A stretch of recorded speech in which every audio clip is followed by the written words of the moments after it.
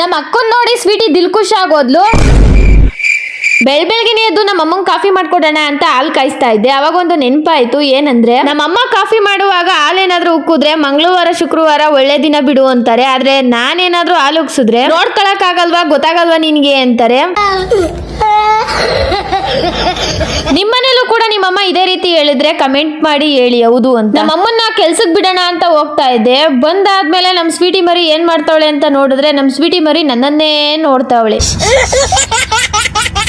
ನಮ್ ಸ್ವೀಟಿ ಕೈಗೆ ಏನ್ ಸಿಕ್ಕಿದ್ರು ಬಿಡಲ್ಲ, ಅದಕ್ಕೇನೆ ಪೇಪರ್ನು ಕೂಡ ಅರ್ಧಾಕವಳೆ. ನಾಷ್ಟಕ್ಕೆ ಪಲಾವ್ ಮಾಡ್ತಾ ಇದ್ದೀನಿ. ಯಾರಿಗೆಲ್ಲ ಪಲಾವ್ ಇಷ್ಟ ಕಮೆಂಟ್ ಮಾಡಿ ಹೇಳಿ, ನನಗಂತೂ ತುಂಬಾ ಇಷ್ಟ. ಈ ಫ್ಲವರ್ ನ ಮುಂದೆ ಮನೆ ಆಂಟಿ ಕೊಟ್ರು. ಈ ಫ್ಲವರ್ ನೇಮ್ ಏನು ಅಂತ ಗೊತ್ತಿದ್ರೆ ಕಮೆಂಟ್ ಮಾಡಿ, ಗೊತ್ತಿಲ್ಲ ಅಂತ ಅಂದ್ರೆ ನನ್ನನ್ನೇ ಕೇಳಿ.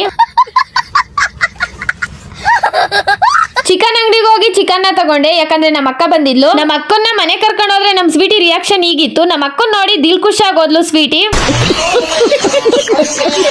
ನಮ್ಮ ಅಕ್ಕನ್ ಕಂಡ್ರೆ ನಮ್ ಸ್ವೀಟಿಗೆ ತುಂಬಾ ಇಷ್ಟ ಅನ್ಸುತ್ತೆ, ಅದಕ್ಕೆ ಯಾವಾಗ್ಲೂ ಈ ರೀತಿ ಆಡ್ತಾಳೆ. ತಂದಿರೋ ಚಿಕನ್ಗೆ ಫ್ರೈ ಮತ್ತೆ ಕಬಾಬ್ ಮಾಡೋಣ ಅಂತ ನಮ್ಮಮ್ಮ ಎಲ್ಲ ಕೂಡ ರೆಡಿ ಮಾಡ್ತಿದ್ದಾರೆ. ಅದ್ರಲ್ಲಿ ನಮ್ಮ ಅಕ್ಕ ಕೂಡ ಭಾಗಿಯಾಗಿದ್ಲು. ಇವ್ರಿಬ್ರು ಮುಂದೆ ನನ್ ಕೆಲ್ಸ ಏನೂ ಇಲ್ಲ.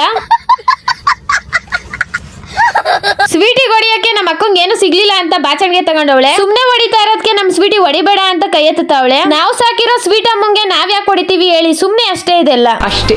ನನ್ ಕೆಲ್ಸ ಏನು ಇಲ್ಲ ಅಂತ ನಮ್ ಸ್ವೀಟಿಗೆ ಬೇಗನೆ ಊಟ ಆಗ್ತಿದ್ದೆ. ಎಷ್ಟು ಸೈಲೆಂಟ್ ಆಗಿ ಕೂತವಳೆ ನೋಡಿ ಊಟ ತಿನ್ನೋಕೆ. ಸ್ವೀಟಿ ಸೈಲೆಂಟ್ ಅಂತ ಅನ್ಕೋಬೇಡಿ, ಯಾಕಂದ್ರೆ ಸ್ವೀಟಿ ಊಟ ತಿನ್ನುವಾಗ ಮಾತ್ರ ಈ ರೀತಿ ಇರ್ತಾಳೆ. ಆದ್ರೆ ಊಟ ತಿಂದ ನಂತರ ಯಾವ ರೀತಿ ಆಗ್ತಾಳೆ ನೋಡಿ.